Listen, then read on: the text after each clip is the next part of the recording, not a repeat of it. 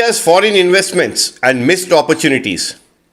India seems to have lost the opportunity which came a-begging thanks to the most dreaded pandemic in Wuhan of China, which forced as many as 56 corporate giants of US and Japan chose to leave. Why the states did not take the cues given by none other than the Prime Minister Narendra Modi? Well, states might have not taken note of Modi's appeal, but what happened to his cabinet colleagues? Yes, of the Commerce and Industry and the External Ministry. Should not the high-profile ministers like either Piyush Goyal or the Minister for External Affairs, Jai Shankar, seriously pursued the states not to miss the opportunity created by China mishandling pandemic, which broke first in its Wuhan province and later spread to the rest of the world, claiming more than 3.5 lakhs lives.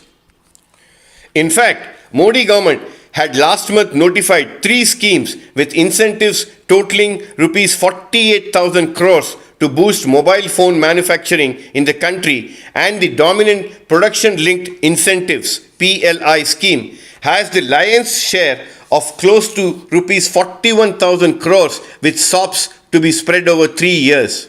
The aim is to attract top smartphone players like Apple, Samsung, Oppo and Vivo to set up their entire value chain in India and make the country their export hub. This is what an industrial expert and president of ILFI, Dr. Mahesh Y. Reddy, had to say. Infrastructure Industry and Logistics Federation of India, as a partner in the growth and development of the country, has always been on the forefront in taking up the issues relating to the trade, investment and industry with various stakeholders. Today, the lives and the livelihood of the people has become the highest priority. While we are focusing on securing the public lives, it is also equally important for us to focus on attracting the foreign investments, particularly due to the developments taking place on account of geopolitical developments. The case in point, out of the 56 companies moved out of China due to this pandemic, only 3 companies have found place in India. Whereas Vietnam secured 26 companies, 11 by Taiwan and 8 into Thailand. We need to seriously examine the issues withholding these investments into the country. While primary responsibility of getting these investments lies with the Indian states, the center would be the overall facilitator.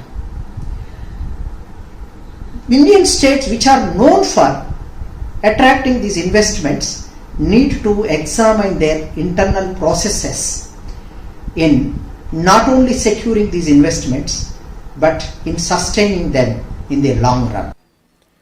Last week, the Japanese government announced that it has earmarked $2.2 billion of its record economic stimulus package to help its manufacturers shift production out of China as the coronavirus disrupts supply chain between the major trading partners.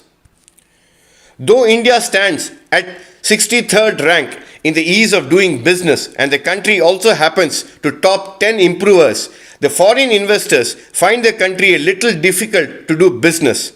Many feel red tape and issues related to license and land acquisition, etc. are still prevalent and deeply hurt investors' sentiments in India.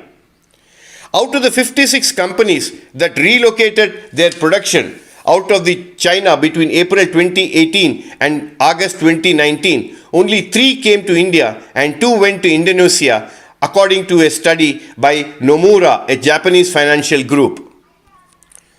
Out of the 56 firms, 26 relocated to Vietnam, 11 went to Taiwan and 8 to Thailand. It added despite a huge potential of manpower and facilities in India and Indonesia. They cannot tap the full potential due to the reasons told earlier, and that is why sometimes they are also nicknamed as sleeping giants. Never too late, even now, for the states to attract the Japanese and US firms still on their way out from China, and the keys to attract them lies squarely in the hands of the state governments to offer free land sites, provide energy facilities, refine labor laws, and 5 years tax-free exemptions, and so on. This is K. Ramakrishna for Orange